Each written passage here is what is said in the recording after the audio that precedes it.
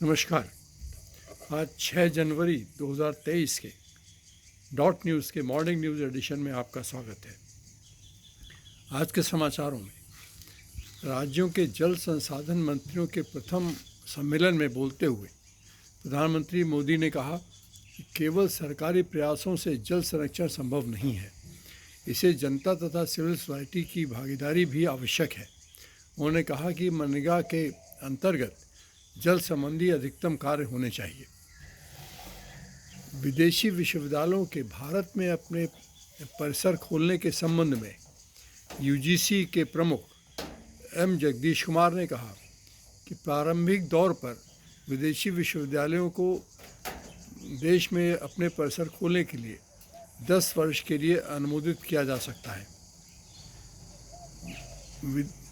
विदेशी विश्वविद्यालयों को अपने परिसर खोलने में जो धनराशि, जो निवेश उनको देश में लाना होगा, उसके लिए फेमा के नियमों का पालन आवश्यक है। विदेशी विश्वविद्यालय देश में केवल पूर्णकालिक पाठ्यक्रम, वो भी फिजिकल मोड में चला सकेंगे। उनको ऑनलाइन क्लास चलाने की तथा दूरस्थ शिक्षा में डिस्टेंस लर्निंग की अनुमति नहीं होगी। इन विश्वविद्यालयों को अपने मूल विश्वविद्यालय के जो परिसर हैं उनके समतुल्य ही गुणवत्ता में शिक्षा देनी होगी। यद्यपि उनको इस बात की स्वतंत्रता दी गई है कि वो अपने जो कार्यक्रम है उनमें प्रवेश के लिए अपनी व्यवस्था बना सकते हैं। उच्चतम न्यायालय ने नैनीताल उच्च न्यायालय के उस फैसले को, जिसमें कहा गया था कि हल्द्वानी में रेलवे की 29 एकड़ ज़मीन पर अवैध कब्जे को तुरंत हटाया जाए, पर प्रतिबंध लगा दिया है। उच्चतम न्यायालय ने उत्तराखंड सरकार, रेलवे को नोटिस भेजकर इसके बारे में उत्तर भी मांगा है तथा उन्होंने ये टिप्पणी की है कि ये मानवीय मामला है, इसको उसी दृष्टिकोण से देखना चाहिए। इतनी जल्दी 1 सप्ताह के अंदर उनको हटाने की कार्रवाई बिल्कुल उचित नहीं है। और अन्य मामले में भी अगर हम इसको गहराई से देखें तो उच्चतम न्यायालय की ये भी टिप्पणी है कि इनके पुनर्स्थापन की वैकल्पिक व्यवस्था भी की जाए। रिटायर्ड पोप बेनेडिक्ट 16 की मृत्यु 95 वर्ष की अवस्था में हो गई थी। उनके ताबूत को वर्तमान पोप द्वारा सेंट पेरिस स्क्वायर में दफनाया गया है, जो कि एक अविस्मरणीय घटना है। उल्लेखनीय है कि जॉन बेनेडिक्ट 16 द्वारा 6 बार अपने पद से इस्तीफा भी दिया गया था। भारत जोड़ो यात्रा, जो एक महत्वपूर्ण मुकाम पर है, अपने 3 दिनों की उत्तर प्रदेश में यात्रा के दौरान काफ़ी अच्छा जन समर्थन प्राप्त करने के पश्चात दूसरी बार हरियाणा में प्रवेश कर चुकी है। गृहमंत्री अमित शाह ने त्रिपुरा के धर्मानगर में जनसभा को संबोधित करते हुए कहा कि हमने त्रिपुरा में आतंकवाद को national liberation front of Tripura के साथ शांति वार्ता के माध्यम से समाप्त कर दिया है। उन्होंने ये भी कहा कि हमने आंतरिक रूप से विस्थापितों को स्थापित किया है। अमित शाह ने कहा कि जनता को प्राइम मिनिस्टर मोदी के प्रति अगाध प्रेम एवं विश्वास दर्शाता है कि हम त्रिपुरा में पुनः सरकार बनाने जा रहे हैं। उन्होंने बीजेपी के कार्यकाल को बताया कि इस कार्यकाल में उन्होंने आतंकवाद को पूर्ण रूप से समाप्त कर उत्तर पूर्वी राज्यों में चौतरफा विकास किया है। बंगाल की मुख्यमंत्री ममता बनर्जी ने कहा है कि वंदे भारत ट्रेन पुरानी ट्रेन है, जिसको रंग रोगन करके और नया इंजन लगाकर पुनः चालू कर दिया गया है। इसके अलावा वो कुछ भी नहीं है। ममता बनर्जी ने सागर टापू, मतलब सागर आइलैंड में गंगा सागर मेले के संदर्भ में 2 दिवसीय अपने प्रवास के दौरान कहा कि केंद्र सरकार जाति मामलों को लेकर राज्य में जो टीमें भेज रही है उसका तीखा विरोध किया और इस पर केंद्र सरकार के ऊपर तीखे प्रहार भी किए। उन्होंने अपनी मनरेगा में धनराशि की अवमुक्त करने की मांग को पुनः दोहराया। वरिष्ठ कांग्रेसी नेता तथा 5 बार विधायक रह चुके कुलदीप सिंह पठानिया को हिमाचल प्रदेश विधानसभा का अध्यक्ष सर्वसम्मत से चुना गया है। टीएमसी अर्थात तृणमूल कांग्रेस ने त्रिपुरा में कहा है कि यदि वो सत्ता में आती है तो 21 से 40 वर्ष के बेरोजगारों को 1000 रुपये प्रतिमाह भत्ता तथा 3 लाख लोगों को रोजगार देगी। उत्तराखंड के जोशीमठ में दरार पड़ चुके मकानों को खाली कराने के लिए शासन द्वारा की जा रही कार्रवाई के विरोध में धरना प्रदर्शन अर्थात प्रतिरोध जारी है।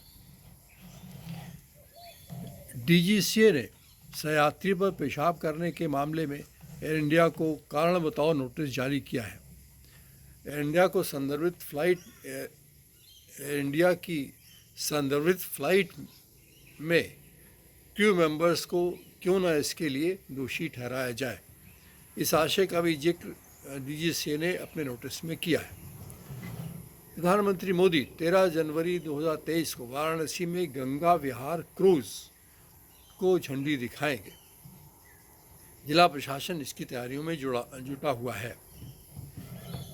दिल्ली पुलिस ने हाईकोर्ट को सूचित किया है कि ऑल्ट न्यूज़ के सह संस्थापक मोहम्मद जुबैर के विरुद्ध तथाकथित सोशल मीडिया पर एक माइनर को धमकी देने तथा तकलीफ देने के मामले में कोई क्रिमिनलिटी नहीं पाई गई है। वाराणसी कैंट स्टेशन रेलवे का स्टेशन है। यहाँ पर जो खाना परोसा जाता है उसकी गुणवत्ता उच्च स्तर की पाई गई है तथा जो यहाँ पर भोजन परोसा जाता है वो पौष्टिक भी होता है।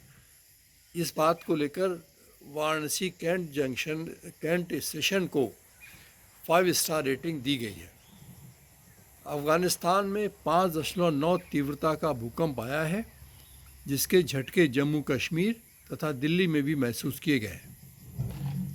मेघालय में केंद्रीय कृषि मंत्री नरेंद्र सिंह तोमर ने कहा कि वर्तमान युग में नई तकनीक अपनाने की आवश्यकता है। ये सुनिश्चित करना होगा कि तकनीक प्रत्येक किसान तक पहुंच सके, किसान की आय बढ़ाने में सहायक होगी। ये समय की मांग भी है। अहमदाबाद न्यायालय ने टीएमसी के राष्ट्रीय प्रवक्ता साकेत गोखले को क्राउड फंडिंग के तथाकथित दुरुपयोग के मामले में जमानत देने से इनकार कर दिया है। रूसी राष्ट्रपति पुतिन ने सेना को 36 घंटे, जिसका प्रारंभ 6 जनवरी अर्थात आज दोपहर से होगा तथा अंत 7 जनवरी अर्थात कल अर्धरात्रि को होगा, तक के लिए युद्ध विराम का आदेश दिया है। विदेश मंत्रालय के प्रवक्ता के अनुसार उन्होंने बताया कि कश्मीर भारत का अभिन्न अंग है तथा भारत का हिस्सा है। धारा 370 का मामला पूर्ण रूपेण भारतीय तथा भारतीय संविधान से संबंधित है। यह हमारी सार्वभौमिकता का मामला है।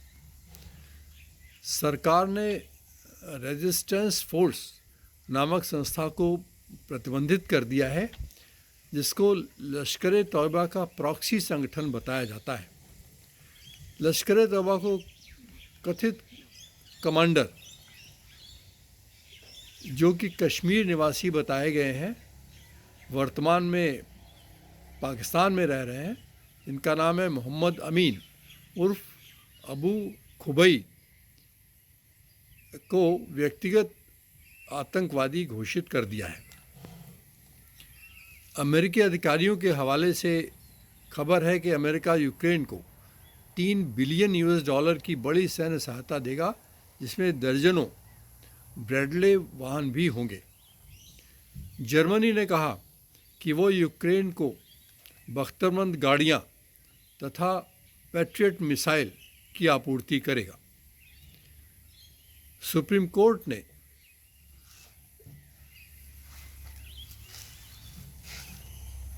मैं इसको दोबारा कहना चाहूँगा, सुप्रीम कोर्ट ने उत्तर प्रदेश में सज़ा में छूट के पात्र मामलों की रिहाई के लिए director general police Uttar Pradesh से आज्ञा मांगी है।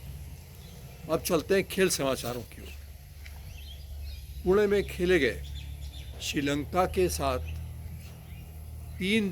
तीन मैचों की T20 की श्रृंखला के दूसरे मैच में श्रीलंका ने भारत को 16 रनों से पराजित कर दिया है।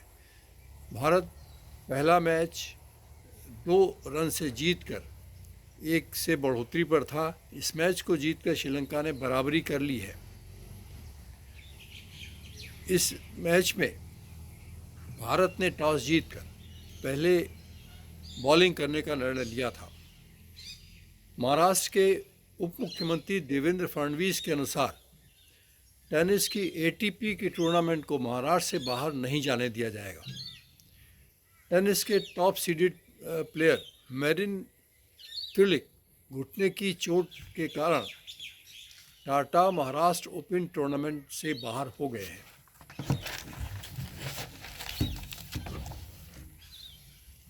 आर्थिक समाचारों में आज रुपया डॉलर के मुकाबले 31 पैसे मजबूत होकर 82 रुपये 51 पैसे पर तथा सेंसेक्स 304.18 पॉइंट गिरकर 60,353 रुपये 77 पैसे तथा निफ्टी 50.80 पॉइंट गिरकर 17,992.15 पर पहुंच गया।